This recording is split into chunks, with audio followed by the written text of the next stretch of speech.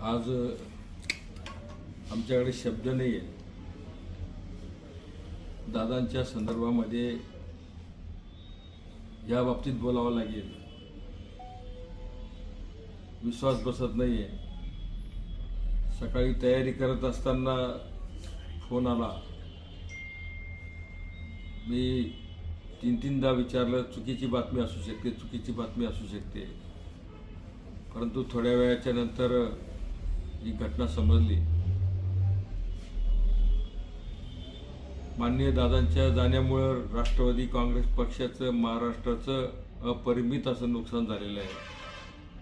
आणि आमचे आधारस्तंभ म्हणून दादा होते ते आज आम्हाला सोडून गेले. आमचा पूर्ण परिवार राष्ट्रवादीचा पोरका झालेला आहे, महाराष्ट्र पोरका झालेला आहे. एक वेळ महाराष्ट्राचे मुख्यमंत्री झाले पाहिजे होते अशी तमाम नागरिकांची राज्यातल्या त्या संदर्भातली इच्छा होती.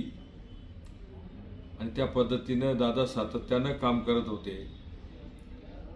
सकाळी 6 पासून कामाला लागणारा नेता रात्री उशिरापर्यंत काम करणे, दिलेला शब्द 100% पाळणे, गोर गरीब लहान मोठा कोणत्याही समाजाच्या घटकाला सातत्यानं न्याय देण्याची भूमिका दादांनी केली. आणि अशा कर्तृत्ववान नेत्यावरती ही वेळ यावी हे राज्याचं आणि आमच्या सर्व परिवाराचं, राष्ट्रवादी पक्षाचं मोठं नुकसान झालेलं आहे. या संदर्भात शब्द असू शकत नाही अशी ही परिस्थिती निर्माण झालेली आहे. आता तुम्ही सुरुवातीपासून राष्ट्रवादीमध्ये होते, काय नेमक्या दादांसोबतच्या आठवणी सांगता येतील? खूप आठवणी दादांच्या संदर्भातल्या आहेत. अनेक वेळेला अडचणींतून मार्ग काढण्याचं काम त्यांनी आम्हाला केलं. कुठलेही अडचणीचे प्रसंग असतील त्या ठिकाणी